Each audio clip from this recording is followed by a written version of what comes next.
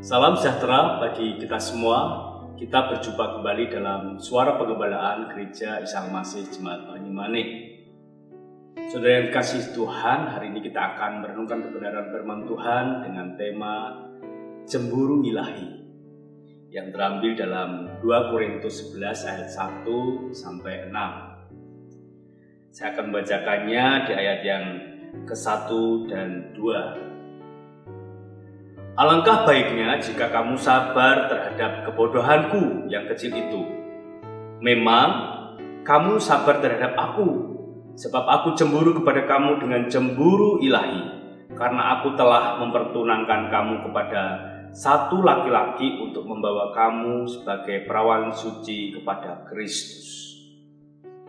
Bapak Ibu yang dikasihi oleh Tuhan, kita akan melihat profil Rasul Paulus yang pada saat penulisan di dalam 2 Korintus ini menjadi orang yang sabar, lemah lembut, dan mau mengerti keadaan jemaat di Korintus. Padahal kita tahu latar belakang Rasul Paulus seorang yang ganas, ya, seorang yang membabi buta untuk membunuh orang-orang pengikut Kristus. Tapi ketika menghadapi jemaat di Korintus kali ini, dia punya kesabaran yang luar biasa. Nah, kalau kita lihat di dalam pasal sebelumnya, Rasul Paulus itu mengakui bahwa Yesus seorang yang lemah lembut. Nah, inilah perubahan karakter yang dialami oleh Rasul Paulus, sehingga ketika dia bersama dengan jemaat di Korintus, dia memiliki kecemburuan ilahi.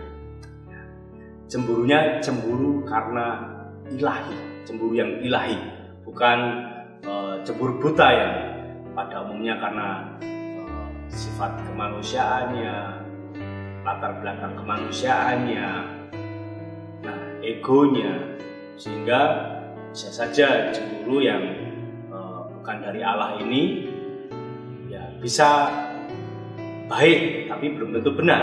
Tetapi cemburu ilahi tentu saja baik dan benar. Nah, mengapa Rasul Paulus mengatakan kepada jemaat Korintus dalam suratnya cemburu ilahi? Karena dia merasa bahwa jemaat yang di Korintus ini sudah diperkenalkan dengan Kristus Sang Juru Selamat, Kristus yang sudah menyelamatkan, Kristus yang memberikan jaminan hidup kekal. Nah, pada waktu itu jemaat tidak mau melawan ketika ada pengajaran Yesus yang lain. Dia dengan santai saja, sabar, biarkan saja, seperti itu. Nah, Paulus ini menyampaikan kepada jemaat Korintus, kamu sabar terhadap pengajaran-pengajaran yang lain. Diam saja sepertinya. Paulus memang dalam suratnya menyampaikan hal-hal itu karena dia sangat mengasihi jemaat di Korintus. Jemaat Korintus ingin terus bertumbuh, memiliki pengenalan akan Kristus yang benar, sehingga dia, Paulus, tidak ingin jemaat Korintus ini terpikat oleh pengajaran-pengajaran lain yang mengajarkan bukan Yesus, mengajarkan bukan Injil. Pada waktu itu banyak para rasul-rasul yang mengajarkan Injil lain. Nah, ini menjadi sangat penting ketika bagi jemaat di Korintus harus memiliki pemahaman Injil yang sangat kuat.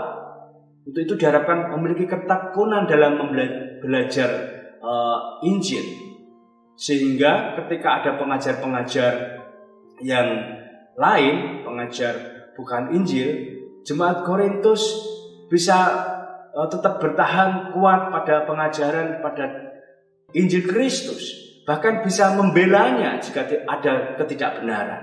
Nah, dari sikap Paulus ini artinya Paulus sangat mengasihi jemaat di Korintus.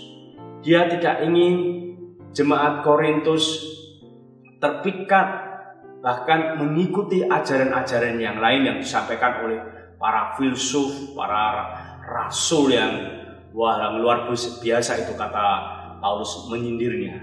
Nah, ini menjadi sangat penting bagi kita juga ketika kita jemaat-jemaat Tuhan memiliki pemahaman, pengertian, dan kecintaan juga kesetiaan terhadap Injil yang kita terima, yang kita pelajari, itu boleh senantiasa menguatkan iman percaya kita di dalam Kristus Yesus. Sehingga ketika ada ajaran-ajaran yang menyimpang, kita bisa memastikan itu ajaran benar atau tidak. Nah, maka Paulus sangat menekankan bahwa awasilah ajaranmu. Ya. Berarti setiap kita dituntut, dihimbau, dinasihati agar dengan sungguh-sungguh mempelajari firman Tuhan supaya kita punya bekal, kita punya kemampuan ketika ada pemberitaan atau Injil-Injil yang lain, sehingga kita tidak kena tipu daya, tidak terpikat oleh ajaran-ajaran yang lain. Dan di sini juga dikatakan bahwa di dalam ayat 5, tetapi menurut pendapatku sedikit pun aku tidak kurang dari para rasul-rasul yang tak ada taranya itu. Jika aku kurang paham dalam hal berkata-kata, tidaklah demikian dalam hal pengetahuan, sebab kami telah menyatakan kepada kamu pada segala waktu dan di dalam segala hal.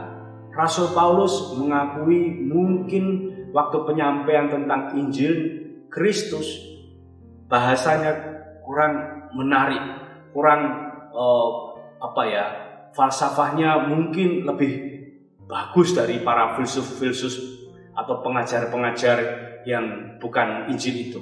Tetapi dia meneguhkan bahwa apa yang dimilikinya tentang pengetahuan, tentang pemberitaan Injil itu ya tidak kalah daripada rasul-rasul yang lain itu yang memberitakan bukan Injil Kristus. Artinya Bapak Ibu yang dikasihi oleh Tuhan, kalau di gereja tempat kita, ya mungkin sekarang kita bebas bisa mendengar, bisa mencari informasi di berbagai media. Tetapi baiklah Bapak Ibu jemaat yang dikasihi Tuhan, boleh mempercayakan pengajaran itu kepada hamba Tuhan setempat, sehingga Bapak Ibu akan terpelihara dalam soal pengajaran, sehingga kita tidak disesatkan oleh pengajaran-pengajaran yang bukan dari Tuhan, yang bersifat hanya menyenangkan telinga, menyenangkan pikiran saja, tetapi jauh dari kebenaran. Untuk itu apa yang dimaksud oleh Rasul Paulus tentang cemburu ilahi, ya jemaat boleh memahami bahwa kecemburuan dari Rasul Paulus itu bermaksud baik untuk kebaikan dan kebenaran jemaat di Korintus.